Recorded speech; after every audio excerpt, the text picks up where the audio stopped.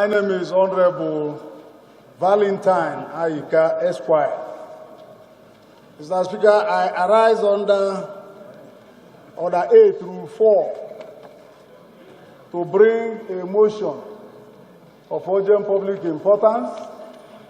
On that note, Mr. Speaker, I urge that the rule of the House be suspended to allow me to move my motion, Mr. Speaker. Order.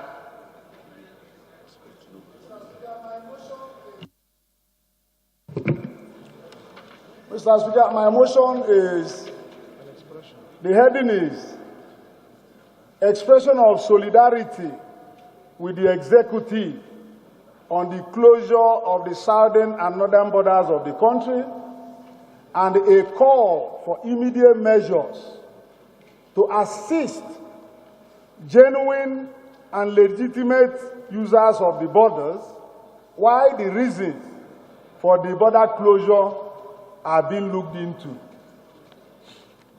And I represent Guaram Federal Constituency. I'm from. Against CNA. The ayes have it. The second leg to suspend the. I am Honorable Barris. My motion is expression of solidarity with the executive on the closure of the southern and northern borders of the country and a call for immediate measures to assist genuine and legitimate users of the borders while the reasons for the border closure are looked into. The House notes that President Muhammadu Buhari on Wednesday, August 21, 2019, ordered the closure of the border between Nigeria and Benin Republic in the south and later that of Nigeria and Niger in the north for activities inimical to the security, agricultural and commercial interests of the country, and the said border remained closed till date. Note also that the border closure exercise, codenamed Swift Response, was being jointly conducted by the Customs, Immigration, Police, military personnel, and coordinated by the Office of the National Security Advisor, NSA. Further note that Nigeria's Controller General of Customs, Hamid Ali, remarked that the borders will remain closed until neighbors help Nigeria to curb the widespread problem of smuggling. Very happy that the closure sends a strong signal to Nigeria's neighbors in the north and south regarding our collective resolve to bring them to comply with the principles and doctrines of the sub-regional treaties, existing laws, and other bilateral agreements. Aware that the border closure was done without any formal notice, either to the public in general or to those who genuinely use the borders for legitimate businesses.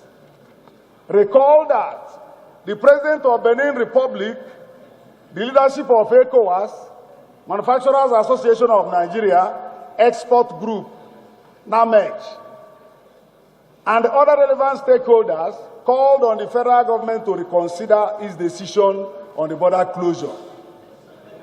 Worried that the prolonged border closure will in no small measure have a devastating effect on the businesses of genuine users of the border.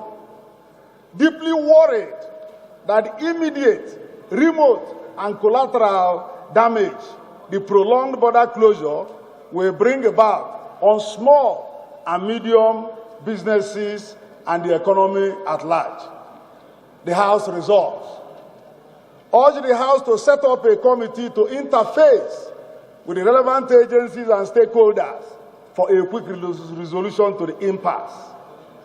Urge the House to arrange for a tripartite meeting of the concerned legislative houses for a review of the relevant laws, treaties, and protocols. Urge the ad hoc committee to meet up with the relevant stakeholders with interest in the border usage for their input on the impasse. I so move, Mr. Speaker. We're working in tandem with the executive to ensure the challenges being faced by the nation are solved in the interest of our own country.